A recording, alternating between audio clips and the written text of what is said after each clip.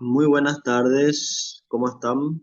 Vamos a comenzar en unos 2 minutitos, así que si pueden ir enviando una captura de pantalla al grupo de WhatsApp también, por favor.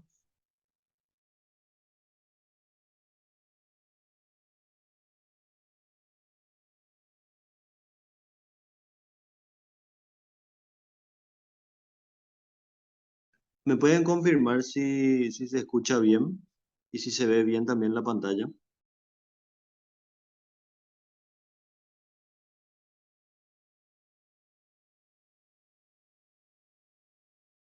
Buenas tardes, profesor.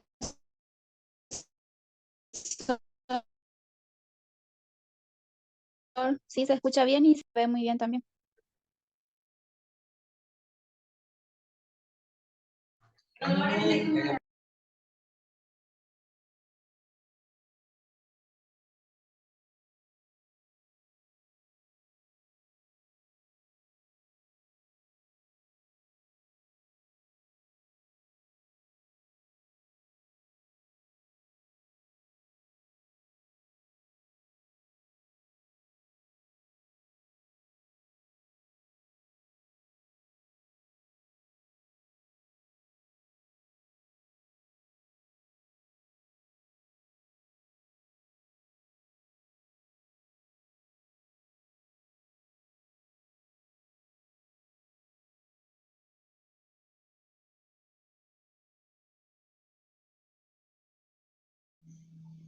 Bueno, vamos a ir comenzando en honor al tiempo. Yo creo que se van a ir sumando también más compañeros y compañeras, ¿sí? Eh, Ya vamos un poco entrando cada vez más a lo que es la parte gastronómica, ¿verdad? Ya estuvimos hablando de varios conceptos muy importantes al hablar de cocina, que la verdad que es una de las partes más importantes para entrar y para que nuestro producto nos salga bien, que es el conocimiento técnico. También estuvimos, Buenas tardes, profesor. buenas tardes, ¿cómo están? A ver quién saludó ahí. Muy bien, Cintia, qué suerte, Cintia. A ver, bienvenida también Sofía, Edgar, Mariel, Josefina, Araceli. Espectacular. Bueno, eh, si de repente no me escuchan bien o sale un poco entrecortado, si me avisan, porque el internet está un poquito lento, así que por cualquier cosita, ¿está bien?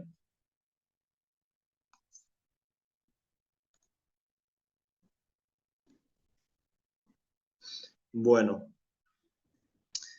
Así como estuvimos viendo en este módulo 6 esta semana nosotros, sí, pues tenemos eh, oferta acá, pero ahí nomás. buenas tardes, Angelina también. Hablé con el profesor y me dijo que una tarde. Bueno, ahí vamos a ir comenzando. Así como ya estuvimos viendo en las primeras clases de este módulo 6 aprendimos ya varios términos que vamos a ir ya a utilizar en recetas, ¿sí?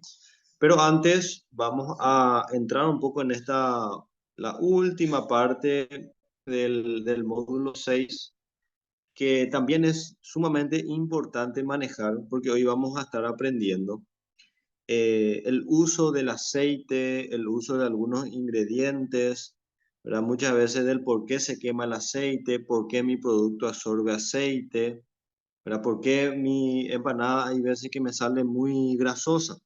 Bueno, hoy vamos a aprender del por qué, ¿sí? Vamos a estar aprendiendo un poco las temperaturas del aceite, las temperaturas adecuadas para poder cocinar en aceite, ¿sí? Vamos a estar viendo un poco hoy.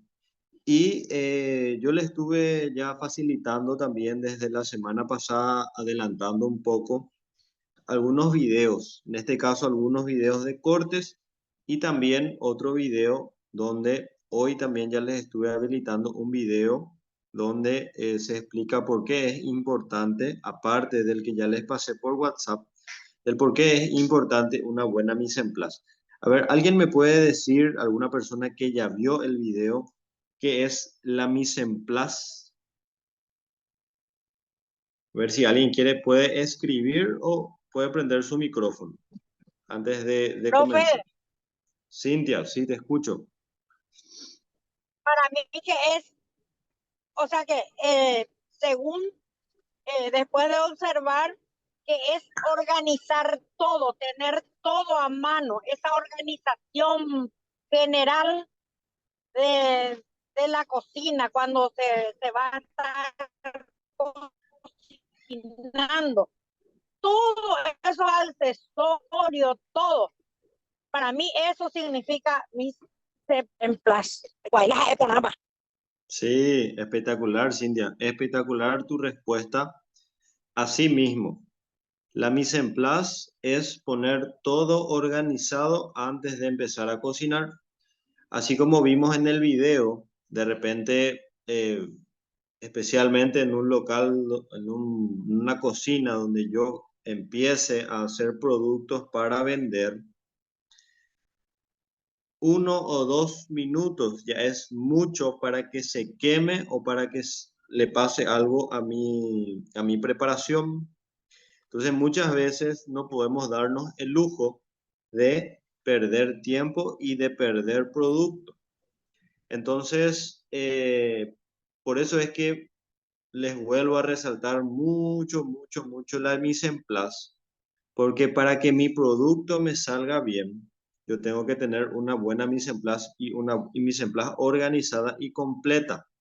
Josefina nos dice, es la organización previa a la receta, tener todos los ingredientes y utensilios antes de cocinar, justamente para no perder tiempo. Así mismo, ¿verdad?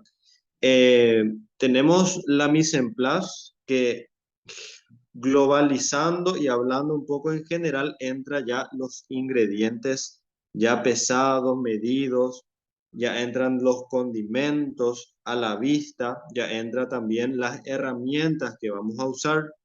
Si yo voy a usar un batidor de mano, ya tiene que estar preparado y a la vista para no perder tiempo.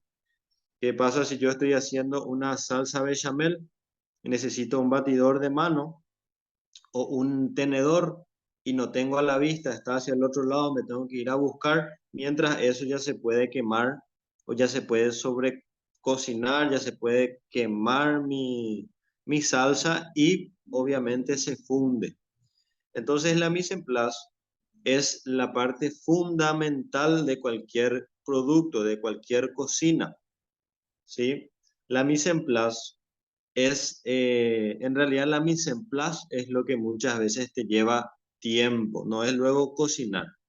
La mise en place es lo que lleva generalmente tiempo.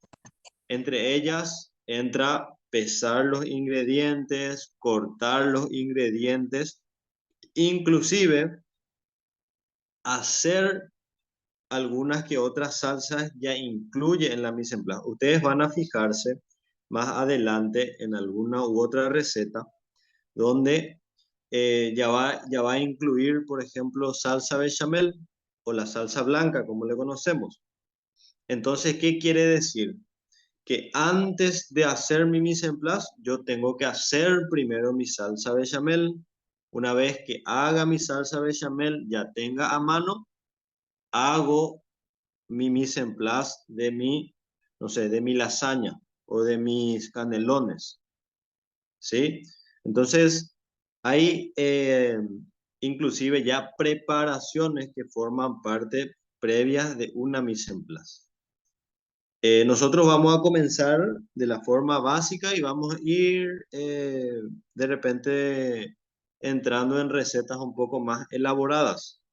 Por eso es que desde este viernes y la próxima semana ya vamos a estar teniendo algunas recetas, ¿sí? Entonces, van a fijarse de que las primeras recetas van a ser la mise en place, súper sencillas como, por ejemplo, una mise en place de un chipaguazú, de una sopa paraguaya, vamos a estar haciendo un vellú, ¿verdad? Pero siempre organizando primero la mise en place, ¿verdad? Entonces, eh, esta palabra es muy importante. Si ustedes, yo sé que hay personas que están trabajando ya en la cocina o tienen su local, como ya estuvieron comentando, o quieren emprender o están trabajando en alguna cocina. Entonces, si ustedes trabajan en una cocina, el cual está bien organizada, van a escuchar mucho esta palabra mise en place.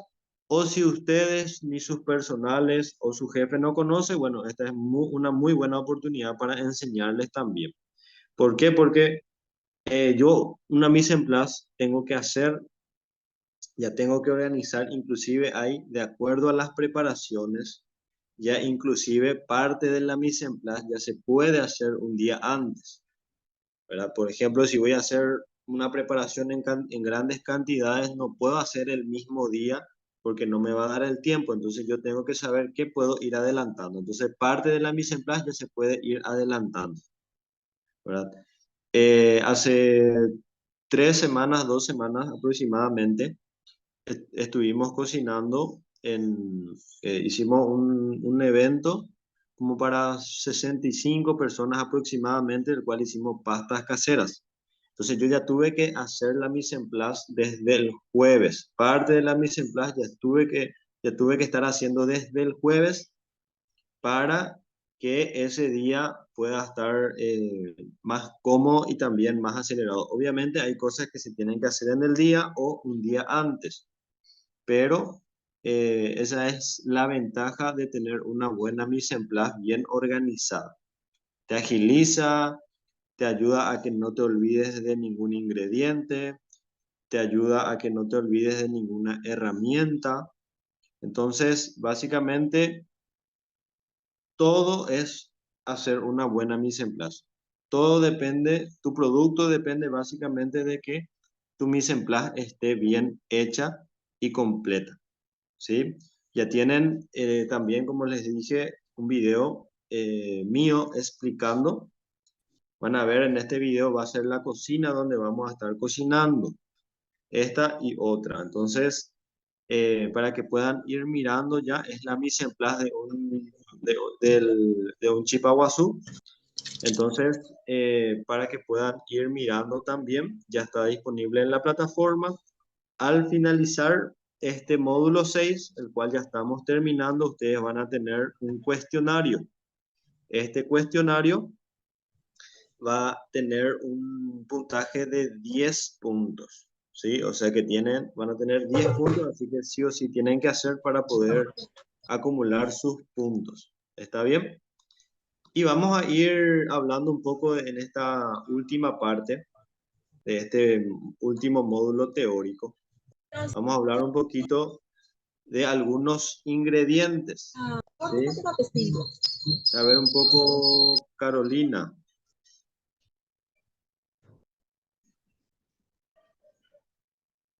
Ahí está.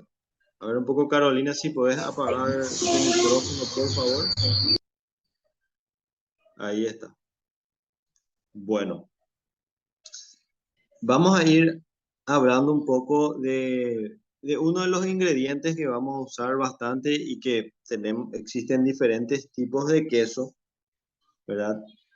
En este caso, ¿qué es el queso? ¿Sí? A ver, dice Josefina, de los puntos que salió entrecortado. Bueno. Eh, ok. Bueno, le estaba comentando de que el módulo 6 tiene un cuestionario final de 10 puntos, ¿sí? El cual tienen que hacer, obviamente, para ir sumando su puntaje a lo largo de este curso en la plataforma, ¿sí? Va a estar disponible desde el fin de semana, entonces para que puedan ir aprovechando y adelantando ustedes y ya después pasar al módulo 7 completamente, ¿sí? Si tienen dudas, si tienen preguntas con el uso de la plataforma, importante que me consulten. Así que les quiero felicitar también a las personas que me están contactando, que me están escribiendo, que me están preguntando. Eso también demuestra interés, ¿sí? Y bueno, entonces vamos a entrar un poco en nuestro tema del día de hoy. Es, ¿qué es el queso? ¿Verdad? Creo que todos conocemos diferentes tipos de queso, especialmente en nuestra comida paraguaya. El queso paraguay. En este caso, el queso es un alimento sólido, ¿sí? Es un alimento sólido que se obtiene por la maduración de la cuajada de leche, ya sea animal o vegetal. Una vez eliminado el suero, sus diferentes variedades dependen del origen de la leche empleada, por supuesto de los métodos de elaboración y del grado de madurez, ¿sí? También las bacterias beneficiosas se encargan de acidificar la leche y tienen también un papel importante en la definición de la textura y el sabor de la mayoría de los quesos. Algunos contienen mohos, ¿verdad? Como conocemos el queso azul, el queso Roquefort, es el color, una mezcla de blanco con un poco de verde, ¿verdad? Es a consecuencia de un moho, ¿sí? Tanto en la superficie interior como en el exterior. Para algunos quesos se cuaja la leche añadiéndole ácidos tales como vinagre o jugo de limón. Sin embargo, la mayoría se acidifican en grado menor gracias a las bacterias que se les añaden, ¿sí? Que transforman los azúcares de la leche en ácido láctico. A lo que sigue la adición de cuajo para completar el proceso de cuajado, ¿sí? Entonces, básicamente, el queso es producido, hoy en día conocemos o tenemos diferentes tipos de queso, el mozzarella, tenemos el queso, acá como estamos viendo en pantalla, tenemos el queso Roquefort, infinidades de quesos que por supuesto en la comida le da mucho sabor, especialmente un ingrediente principal en nuestra cocina es el queso paraguay, ¿sí? Acá tenemos un poco el queso mozzarella, viene del verbo italiano antiguo mozzare, que significa cortar, ¿sí? Es un tipo de queso originario de la cocina italiana, ¿sí? Por eso es que el queso mozzarella se usa mucho en las pizzas hoy en día. Entonces, existe una variante de este queso en Dinamarca, pero la tradición italiana es la más antigua, ¿sí? La ciudad de origen de este queso fue Aversa, ¿sí? Los usos, ¿cuáles son los usos? Este queso fibroso es muy usado en la fabricación de pizzas cuando está casi seco y en ensaladas cuando es fresco, ¿sí? Para comer sin derretir, se acostumbra a preferir la mozzarella fresca en forma de queso lechoso de pasta blanda. Cuando se encuentra bastante seco y maduro, es frecuente que su piel se torne de un color amarronado, siendo entonces llamado pasilla, ¿sí? Acá tenemos un poco la fabricación, que no vamos a entrar mucho en detalles, pero tenemos el material en la plataforma. Luego tenemos el queso paraguay, ¿sí? El queso paraguay, en guaraní sería el queso paraguay, es un queso de leche de vaca de Paraguay. Se trata de un tipo especial de queso que se elabora a partir de la cuajada, ¿sí? Preparado que se logra de la mezcla de leche pura con el cuajo, parte del tubo digestivo de ciertos rumiantes que segrega durante la digestión del animal un ácido láctico, sería lácteo, ¿sí? Que generalmente no lleva sal y que como se fabrica con leche entera, no descremada o sin grasa, deviene en muy cremoso y nutritivo. Posee una masa blanda y un sabor un poco ácido. Y tiene una vida útil aproximadamente de 45 días. Obviamente también depende mucho de la refrigeración, ¿sí? Luego tenemos el queso ricota. Por ¿Por qué estamos hablando un poco de estos quesos? Para poder identificar un poco también, porque de repente vamos a encontrar en algunas recetas, ¿sí? El queso ricota, el requesón llamado en algunos países de América del Sur, o ricota uno, del italiano ricotta, y este del latín recotta, que sería recocida. Es un queso obtenido de un segundo procesamiento del suero, ¿sí? Lácteo, producido como derivado de la elaboración de los quesos de pasta blanda, ¿sí? Este queso es un queso que prácticamente tiene muy poco sabor, pero sí sirve para darle textura a muchos productos, especialmente a la tarta, de repente a los canelones, y es un queso bastante económico, ¿sí? Después nos dice que el color de este queso es blanco, es súper blanco, un sabor suave, no tiene mucho sabor como les dije, y una textura blanda y granulosa. Es un elemento crucial en la cocina italiana y se emplea para postres y platos salados por igual. Es uno de los rellenos tradicionales de la pasta, ¿verdad? Particularmente yo uso mucho el queso ricota para hacer tartas de cebolla, tarta de acelga, ¿verdad? O tartas de algunos vegetales, y también para rellenar algunas pastas como canelones o de repente alguna lasaña, que también le da un poco más de textura y también abarata el costo muchas veces, ¿verdad? Porque es un queso bastante más barato que otros quesos, ¿sí? Bueno, luego tenemos los aceites, ¿verdad? En este caso, ¿qué es el aceite primeramente? Es el aceite de cocina, es grasa vegetal, también animal o sintética, que se usa para freír, hornear y otros tipos de cocción. También se usa en la preparación de alimentos y saborizantes que no involucran calor, por ejemplo, como aderezo para la ensalada. Como estuvimos viendo en la clase anterior, tenemos nuestra vinagreta, que es básicamente vinagre con aceite.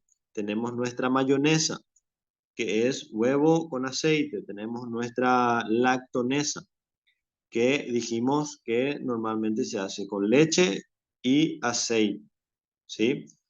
El aceite se cocina, de cocina, suele ser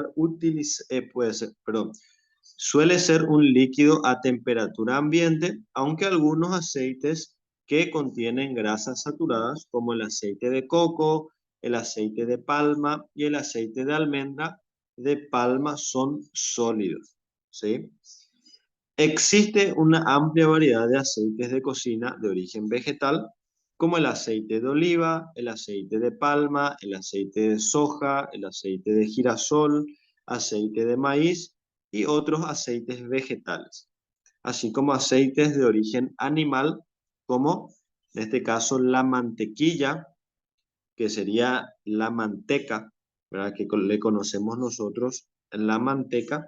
Y por otro lado está la margarina, que también es de origen vegetal y es una materia grasa que luego vamos a ir viendo un poco la diferencia, ¿sí?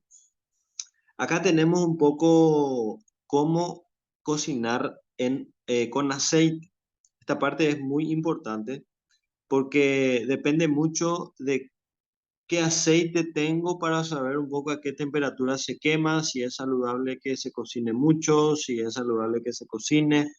Entonces acá vamos a ver un poco los aceites que no son recomendables para cocinar mucho tiempo, porque se satura o en todo caso se quema a una cierta temperatura, ¿sí? Calentar un aceite cambia sus características. Los aceites que son saludables a temperatura ambiente pueden volverse insalubres cuando se calientan por encima de ciertas temperaturas. ¿Qué quiere decir esto? Que muchas veces nos dicen o escuchamos que el aceite es malo o que el aceite te hace engordar. ¿qué pasa? Muchas veces, inclusive, el cuerpo humano necesita ciertos tipos de aceite, pero muchas veces el exceso y muchas veces el cocinar a una temperatura alta hace que ese aceite ya no sea saludable para nuestro organismo, ¿sí? Por lo que al elegir un aceite de cocina es importante hacer coincidir la tolerancia del calor con la temperatura que se va a utilizar.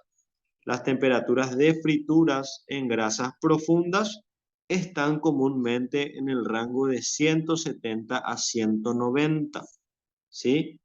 Y con menor frecuencia se utilizan temperaturas más bajas, que sería 130. Si hay alguien acá que ya usó o tiene una freidora, se va a dar cuenta que la freidora tiene para poder medir la temperatura. Entonces es mucho más fácil. Muchas veces en una sartén y le pones aceite es más difícil saber a qué temperatura está mi aceite. Pero una recomendación también es, cuando mi aceite empieza a humear, es cuando el aceite ya se está quemando. ¿Sí? Cuando empieza a salir mucho humo, quiere decir que ya se está empezando a saturar. Está llegando a su punto de humo, como se le llama en la gastronomía. ¿Sí? Tenemos el aceite de coco, que es uno de los aceites que aguanta más, pero prácticamente nosotros no usamos porque el costo es mucho más elevado. El aceite de coco tiene su punto de humo a 232 grados, aceite de girasol a 232 grados también, que es uno de los aceites que más se utiliza, que más utilizamos nosotros, pero hoy en día también está con un costo un poco más elevado a diferencia de otros, ¿verdad? Entonces, si vamos a tener o si vamos a freír algo o vamos a abrir un negocio de empanadas, el cual vamos a usar aceite, o milanesa o lo que sea, lo ideal es tener también aceite de girasol porque es uno de los aceites que que más aguanta la temperatura, ¿sí? O sea que a una temperatura más alta se quema. Luego tenemos el aceite de aguacate, 271 grados, el aceite de canola a los 107. Como pueden ver, el aceite de canola es un aceite el cual no se puede usar para cocinar, sino que netamente para agregarle, no sé, algunas comidas frías o de repente consumir sin, sin cocinar, sin procesar ni nada, ¿sí? Tenemos el aceite de canola refinado, el aceite de canola semi refinado, tenemos el aceite de oliva.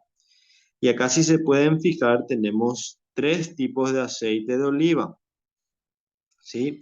Tenemos el aceite de oliva normal, que sería a los 238 grados, se utiliza normalmente para cocinar, especialmente mucho lo que tenga que ver con comidas mediterráneas o comidas italianas y comidas españolas también. Tenemos el aceite de oliva virgen, el cual a una temperatura de 216 grados ya se satura. Y tenemos el aceite de oliva extra virgen, el cual no se recomienda usar para cocinar. Así que si hay alguna persona acá que compra aceite de oliva, no sé, o se le regala o tiene aceite de oliva extra virgen, lo ideal es usar solamente para ensaladas frías, ¿sí? El aceite de oliva extra virgen no se utiliza para cocinar, ni para sellar, ni para nada. Entonces normalmente se usa solo en ensaladas frías, ¿sí? Luego tenemos el aceite de soya, que se satura a una temperatura muy baja también, a los 160 grados, ¿sí? Tenemos el aceite de soya refinado. Este sí es apto para utilizar en la cocina, ¿sí? Entonces si ustedes compran un aceite, bueno, fíjense de que sea refinado. Entonces, esto ayuda o fácil, hace que se sature a una temperatura más alta, ¿sí? Y el aceite de soya semi refinado aguanta un poco más de temperatura, pero tampoco es recomendable usar para freír, ¿verdad? Y luego tenemos el aceite de palma que a los 230 grados. Acá encontramos de repente algunos aceites en el cual el aceite de girasol, el aceite de soya y el aceite de oliva son los que más encontramos nosotros en nuestra zona para utilizar. Entonces, este dato también es muy importante para que mi producto tenga un buen sabor, una buena textura también. Y luego existen obviamente diferentes tipos de marcas, que no vamos a entrar en ese detalle, ¿verdad? Dice Edgar, bueno, ¿por qué el aceite extra virgen nos sirve para cocinar o freír? Bueno, Edgar, te explico. Como puedes ver en este cuadro, tenemos aceite de oliva normal, que pues, cuando ustedes o cuando alguien se va a comprar una botella o un envase de aceite, siempre tienen que fijarse si dice aceite de oliva virgen o aceite de oliva extra virgen. En este caso, el aceite obviamente depende de cuál va a ser mi uso. Si yo quiero para cocinar, el aceite, muchas veces escuchamos el aceite de oliva es un poco más saludable o es más saludable que el otro aceite. No, eso no es cierto. Capaz el aceite de oliva extra virgen sí sea saludable porque, como dije, el cuerpo también necesita, pero sí no se somete a temperatura, que en este caso, si no se usa para cocinar, si se usa solamente para una ensalada. ¿Por qué? Porque al cocinar se satura a una temperatura de 160 grados. Y como estuvimos viendo acá, cuando le sometemos al calor, cambia la característica de ese aceite. O sea que de ser saludable pasa a ser no saludable. Se quema, básicamente se quema y el cual la composición de ese aceite cambia. Y eso, al cambiarse, ya no es apto para que una persona pueda comer. Obviamente con el tiempo te puede producir, ¿verdad? Diferentes, ya sea enfermedades o problemas, ¿verdad? Entonces, si yo quiero hacer, bueno, a mí me gusta el aceite de oliva, a mí particularmente me gusta mucho el aceite de oliva. Eh, Lastimosamente en Paraguay tiene su costo un poco más alto porque no producimos aceite de oliva, entonces si voy a usar aceite de oliva, lo ideal es aceite de oliva normal, o sea, que diga solamente aceite de oliva, ¿sí? Si es que voy a someter a calor, si es que voy a usar para una pasta, si voy a usar para sofreír verduras, lo que sea. Entonces, no sé si pude responder a tu pregunta, Edgar.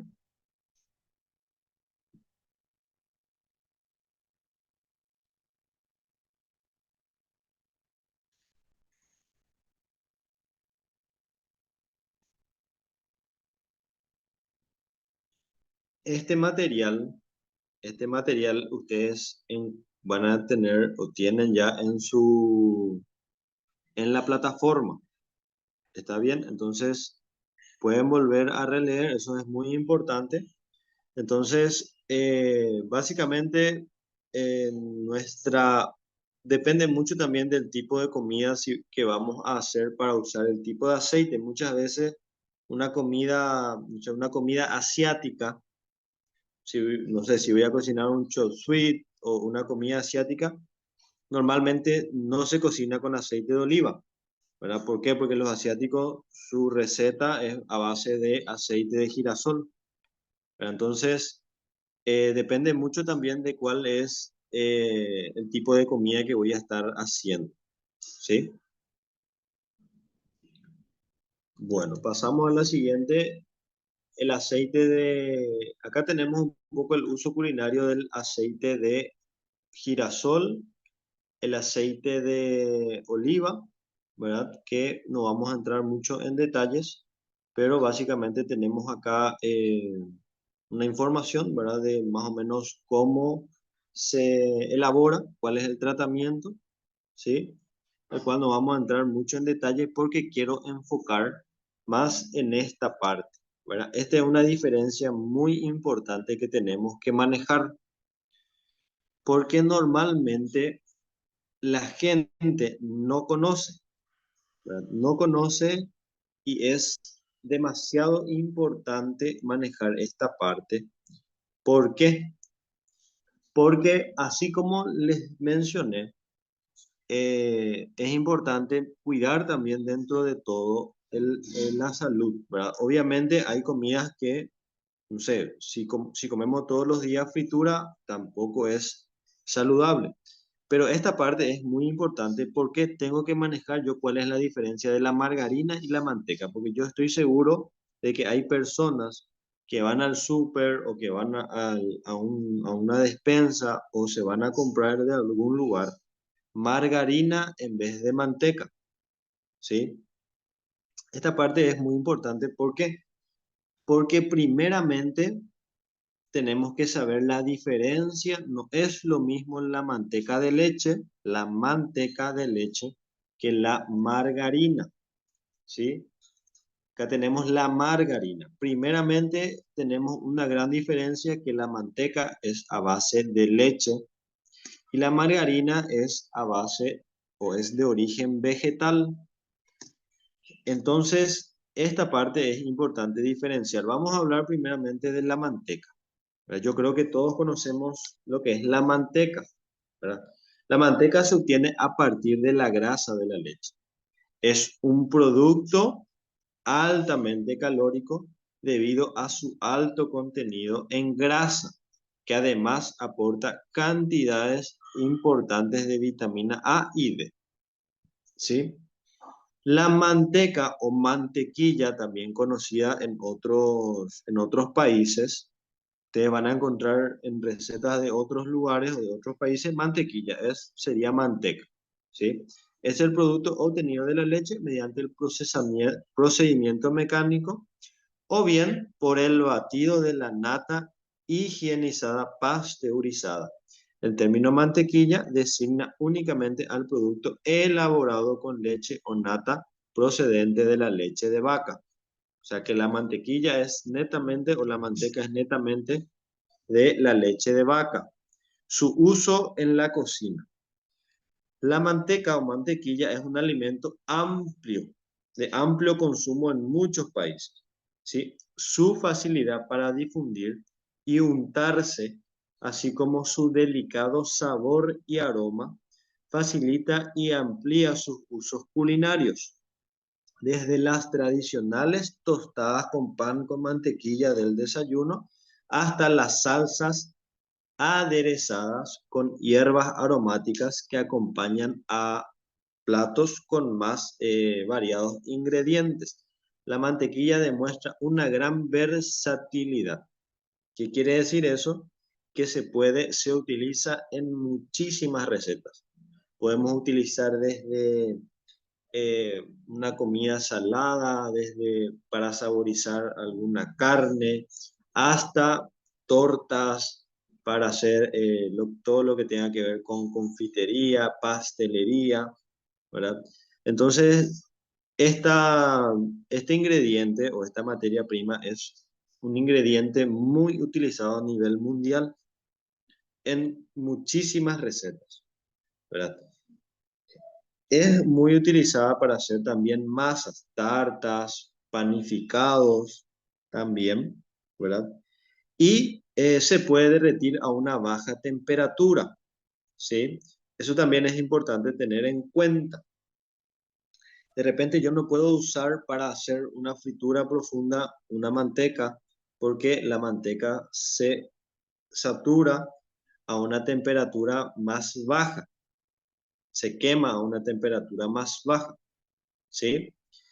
También se puede retirar a una baja temperatura, se puede utilizar para saltear ligeramente los alimentos a los que se enriquece por su sabor y por su valor nutritivo, pero nunca se deberá emplear para fritura ni sobrepasar los 90 grados, ya que se quema y da lugar a sustancias con sabor y olor desagradables, que se llama acroelina, que además puede resultar tóxicas. ¿sí? Y luego tenemos la margarina vegetal, ¿sí? La margarina vegetal es un invento francés del año 1869. Hace muchísimos años los franceses crearon esta margarina, que en este caso se buscaba una grasa alimenticia que fuera fácil de untar y más barata que la manteca. Hoy en día sabemos que la manteca está, no sé, aproximadamente 30, 40 mil el kilo, acá hoy en día inclusive más, y la margarina vamos a conseguir desde 15, 20, máximo 25 hasta 20, una de las margarinas más lindas. Entonces, principalmente ahí luego ya está la diferencia en el costo.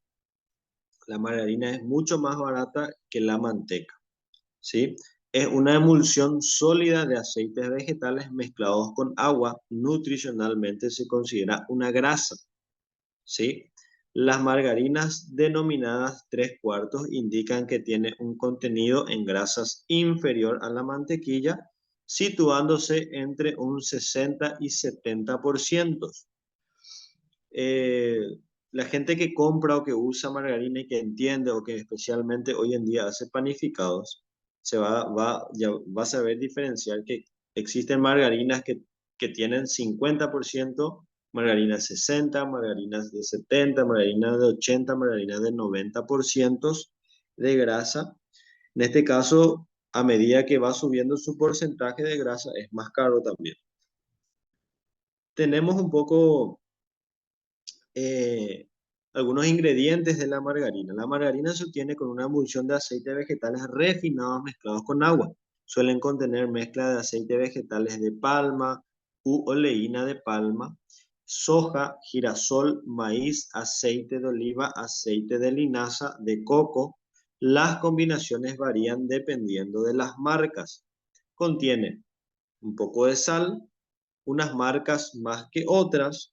Es importante fijarse en este dato en los ingredientes porque la cantidad puede variar mucho. La sal se utiliza para mejorar el sabor y como conservante. Emulgentes o emulsificantes mono y diglicéricos, lectina de girasol, se emplean para conseguir la textura deseada y evitar que el agua y los aceites se separen. Los conservantes, entre sus ingredientes añaden otros conservantes o antioxidantes como sorbato de potasio, benzoato de sodio. Bueno, ahora la parte más importante, ¿verdad?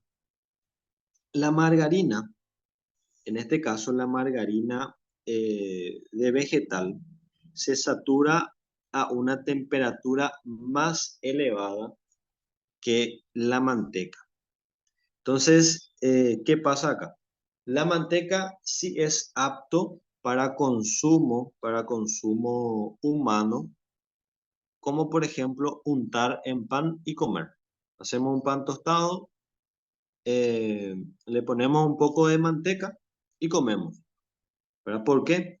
Porque en este caso la manteca, como estuvimos viendo, eh, se derrite a una baja temperatura. Como que el cuerpo humano está a una temperatura no muy alta, a no ser que tengamos fiebre. Entonces, en este caso, sin problema vuelve a salir de nuestro organismo, ¿sí? En cambio, la margarina no. Ese es el primer dato. La margarina no se recomienda consumir como la manteca, por ejemplo, comer, untar con pan. ¿Por qué? Porque hoy en día hay empresas y a las empresas obviamente no les importa la salud, sino que vender. Existen infinidades de margarinas que vienen con potes o en potecitos, inclusive vienen margarinas con el cual la gente está comprando como si fuera muy barato, por ende se elige más la margarina. Pero la margarina sale del cuerpo a una temperatura de 42, 43, 45 grados. Entonces prácticamente tengo que estar con fiebre unos 2, 3 días para que eso salga de mi cuerpo. Entonces la margarina hoy en día se usa netamente para uso gastronómico, ¿sí? Se usa margarina, obviamente abarata el costo y al someterse a una temperatura cambia la composición. Entonces se usa normalmente en las panaderías hoy en día. No se usa mucho en la pastelería por su alto contenido de agua. Entonces, en la pastelería se usa un poco más normalmente manteca si querés tener un mejor producto, pero sí en productos básicos como bizcochuelos o de repente en algunos que otros productos sí se puede utilizar la margarina. También lo ideal, si vamos a trabajar con margarina, en los videos que yo voy a estar haciendo de chipaguazú o sopa paraguaya, yo uso margarina porque tiene un sabor un poco menos pronunciado que la grasa de cerdo, por ejemplo. Entonces yo uso la margarina, que casi está al mismo costo, inclusive un poco más barato que la grasa de cerdo, pero al cocinarse en el horno cambia la composición. ¿Sí? Entonces, esa es la principal diferencia. Y si vamos a usar, si queremos usar margarina, si vamos a hacer, no sé, unos ñoquis, vamos a usar margarina, si vamos a hacer chipaguazú, sopa paraguaya con margarina, no compren margarina con sal, porque ahí varía la composición y varía su receta. Siempre traten de comprar margarina sin sal. O en este caso es una margarina que no tiene sabor. ¿Por qué? Porque nosotros en la cocina ya le damos el sabor. Le agregamos la sal, le agregamos el azúcar, le agregamos los ingredientes que sean necesarios para saborizar. ¿Por qué la manteca, la margarina y el aceite son usadas en la cocina? Porque tienen la capacidad de absorber los sabores. Entonces, la margarina es importante también saber que absorben los sabores, ¿sí? Por eso es que muchas veces tengo un mejor producto, una mejor textura, muchas veces al utilizar una buena cantidad de manteca o margarina, ¿sí? ¿Alguien tiene alguna pregunta en cuanto a esta diferencia de margarina y manteca?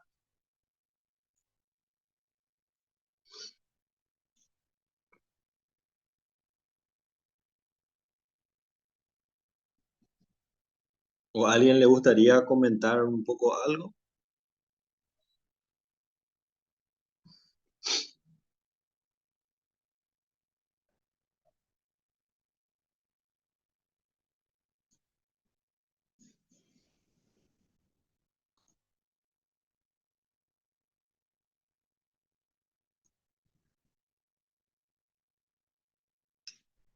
Genial, Josefina. Lo ideal sería usar sin sal, ¿verdad? De repente va a salir un poco más, capaz salga un poco menos dulce tu producto. Entonces, lo ideal es sin sal. Porque si yo uso sin sal, puedo usar para cosas saladas, para cosas dulces. Genial. A ver, otra persona que de repente, no sé, haya aprendido hoy esto que estuve mencionando, ¿verdad? Que anteriormente no sabía, porque es un dato muy importante que no nos enseñan todos los días y también es importante saber, ¿verdad? No solo me dedique o no me dedique a la cocina, es muy importante saber porque está relacionado directamente con lo que comemos.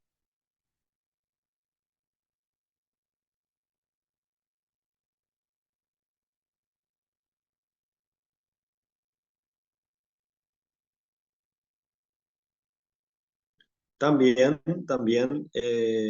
además el sabor de la margarina es como más grasoso a mi parecer.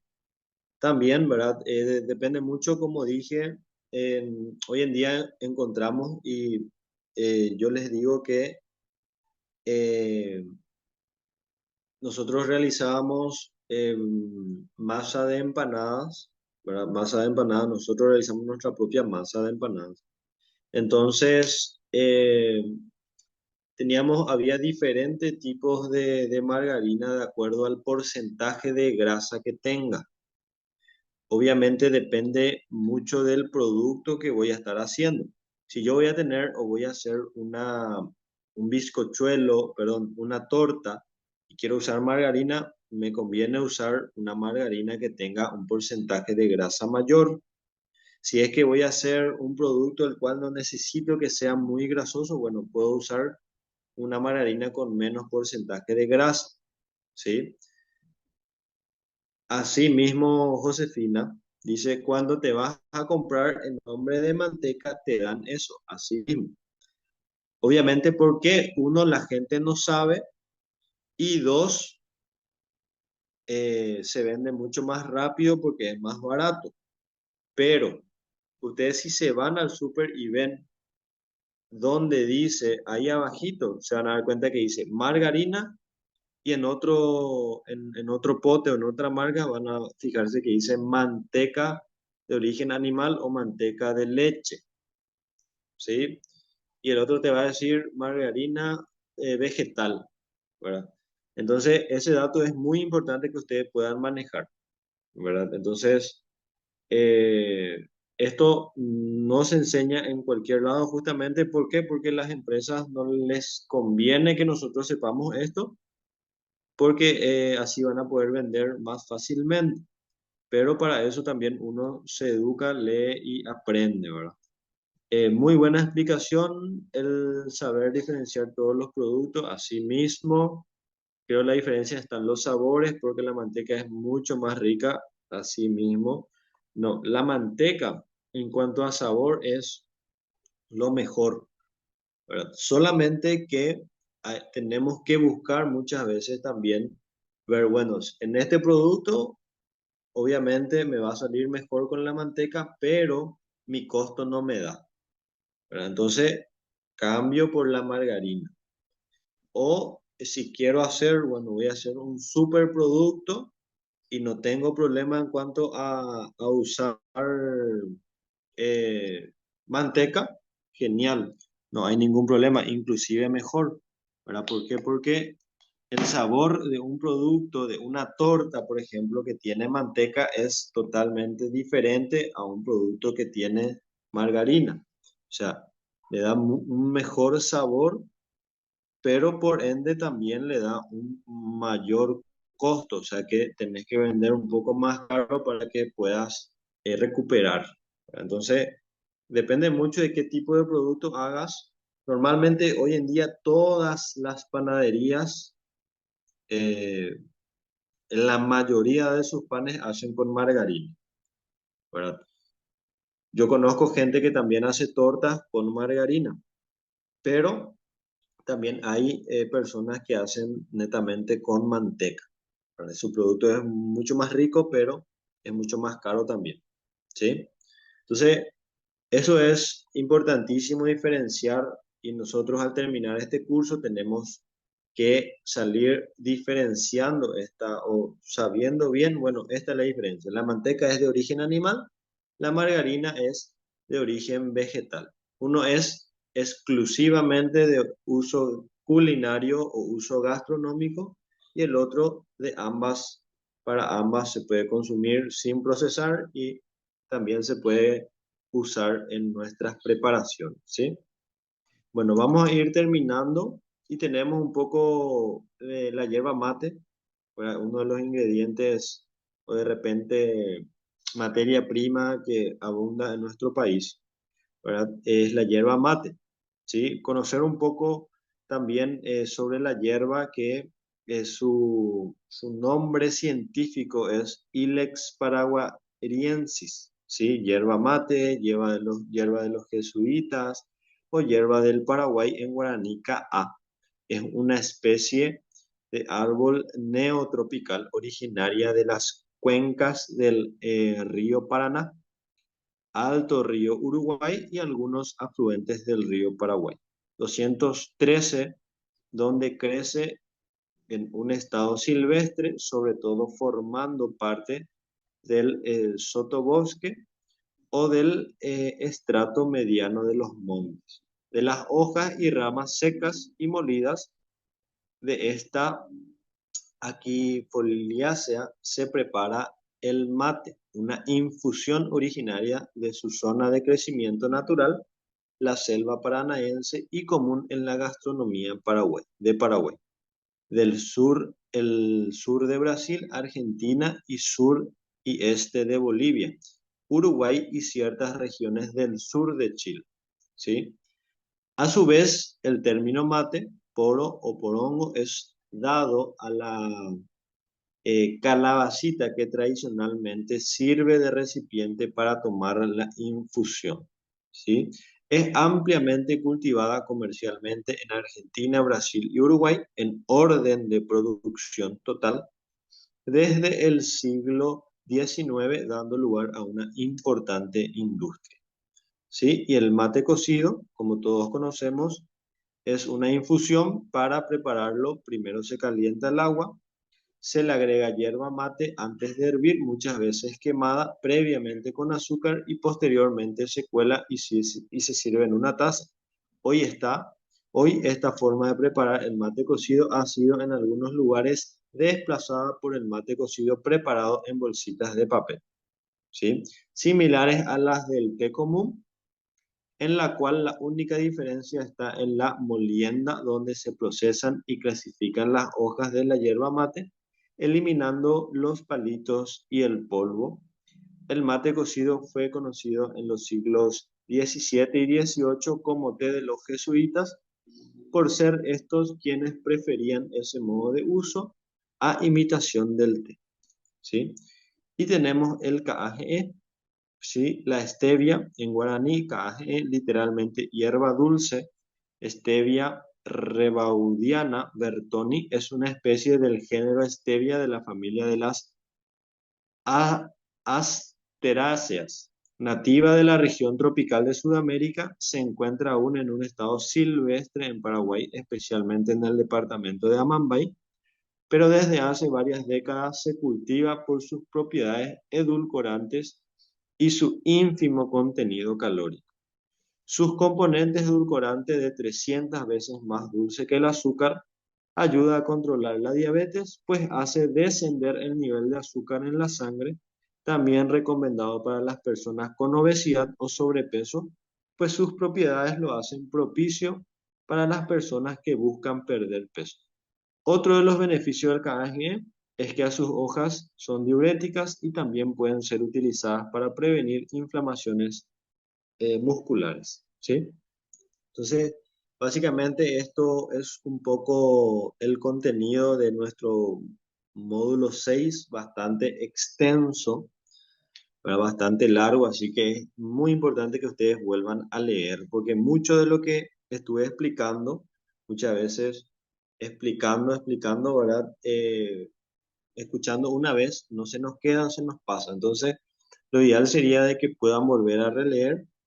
En estos días voy a estar, como dije, habilitando el cuestionario final, ya para después empezar a lo que es la parte de cocina. Ahora que entramos con comida paraguaya, algunas comidas típicas vamos a estar realizando, no todas porque hay muchísimas recetas, pero la gran mayoría vamos a estar haciendo en videos, y algunas recetas un poco más cortas vamos a estar haciendo en vivo. ¿Sí? ¿Alguien tiene alguna pregunta antes de ir cerrando esta clase?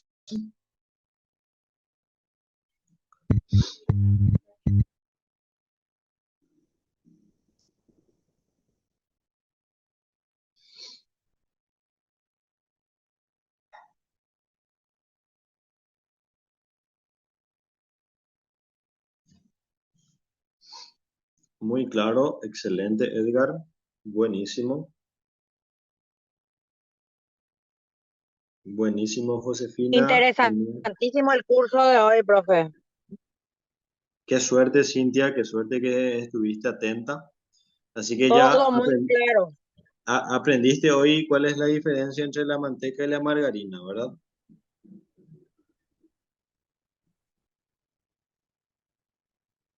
y tenía algo más o menos alguna base, pero hoy ya aplicación, profe. Excelente, excelente, buenísimo. Todos los días se aprende algo nuevo, así que espero que les haya gustado la clase del día de hoy. Eh, la verdad que todos los temas que estuvimos hablando son súper importantes antes de poner en práctica, ¿verdad? Desde los nombres hasta los ingredientes.